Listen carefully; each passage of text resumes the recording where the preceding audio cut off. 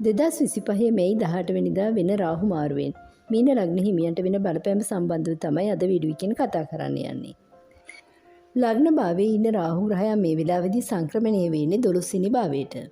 විදේශ ගමන් සම්බන්ධව පෙන්වන ස්ථානයට. ඔයන දන්නවා සෙනසුරු මාරුවක් සිද්ධ වුණා 2025 මාර්තු 29 වෙනිදා.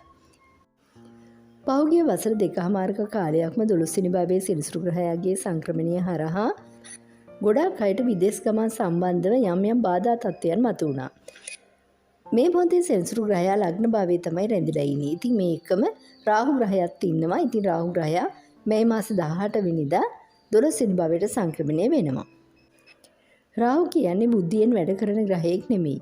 ඒ හින්දා ඉතින් ඔයාලට මුදල් කොච්චර හොයාගත්තත් ඉක්මනින් වියදම් කරන්න මේක හේතුවක් වෙනවා.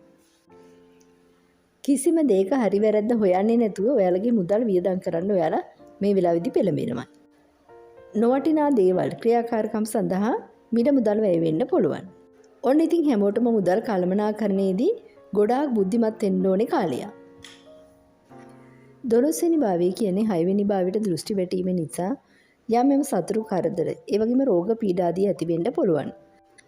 තමුන්ගේ සෞඛ්‍ය සම්බන්ධව සැලකිලිමත් වෙන්න ඕනේ කාලයක්.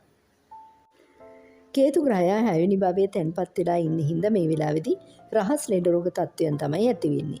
සමහර විට ඔයාලටවත් හොයාගන්න බැරි වෙන ඔයාලට හැදිලා තියෙන රෝග තත්ත්වය ගැන. ඉතින් මේ වගේ රෝග තත්ත්වයන් ඇති වුණොත් ඔයාලට තියෙන්නේ හරි විදිහට, ඒ කියන්නේ නිසි විදිහට ඒ සඳහා ප්‍රතිකර්ම කරගන්න.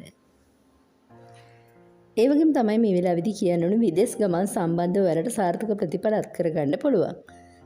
විදේශ සම්බන්ධව අධ්‍යාපනයේ නියැලෙන්න හිටියනම්. ඒ වගේම තමයි විදේශ රැකියාවල නිරත වෙන්න සූදානම් වෙලා හිටියනම් ඒ අයට ඔන්න අවස්ථාව තියෙනවා මේ වෙලාවේදී ඔයාලගේ සියලු ප්‍රාර්ථනා ඉටු වෙනවා. විදේශ සංචාර පවා යන්න පුළුවන්.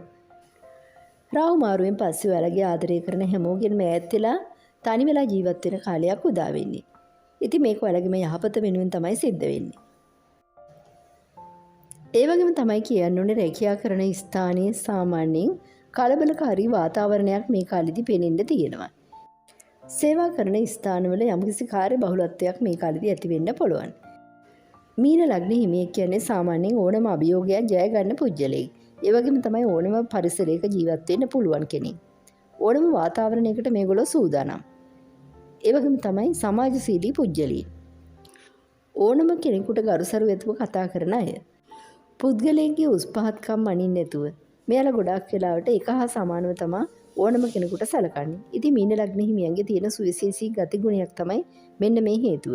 මේ හේතුවෙන් එයාලට ඇත්තෙන්ම විශ්වයෙන් ආශිර්වාදය ලැබෙනවා ජීවිතේ ඉදිරි ගමන සාර්ථක කරගන්න.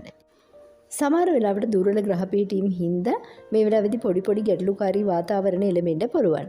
ඒ සඳහා ඔයාලට කේන්ද්‍ර සටහන් පරීක්ෂාවක් මගින් ඒවට අදාළ ප්‍රතිකර්ම කිරීම තුළින් ජීවිතයේ සෞභාග්‍ය ළඟා කරගන්න ඔයාලට වාසනාව උදා කරගන්න අවස්ථාව තියෙනවා.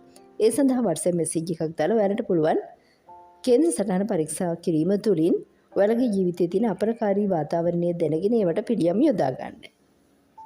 රැකියාව සඳහා බාධා වීම තිබුණා නම් ඔයාලගේ සමෘද්ධිය දියුණුව වෙනුවෙන් බාධාවල් තිබුණා නම් ඒ සියල්ල අභිමවා මේ කාලෙදී.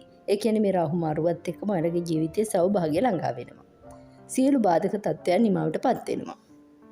ඒ වගේම තමයි සෙනසුරු ග්‍රහයට අයත් කුම්භ රාශියට රාහු ග්‍රහයාගේ සංක්‍රමණයේ හේතුවෙන් গুপ্ত විද්‍යා පැත්‍ර වල යොමු වෙනවා. ඒ සම්බන්ධයෙන් ගොඩක් දේවල් ගැන දැන කියා ගන්න වෙලාවක්. මීන ලග්න හිමියන් දැනගත යුතු කාරණය තමයි සෙනසුරු රාශික තත්ත්වයේ ඉදිරියට පවතින නිසා තමට අවශ්‍ය පිළියම් කරගන්න එක. ඒ වගේම තමයි පුළුවන් තරම ආගමනුකූලව ජීවත් වෙන්න උත්සාහ කරන එක. මේ තුලින් පුළුවන් යහපත් වාතාවරණයක් ඔයාලට සකස් කරගන්න. ඒ වගේම ජීවිතයේ අපලකාරී වාතාවරණය දුරු කරගෙන වාසනාව ළඟා කරගන්න.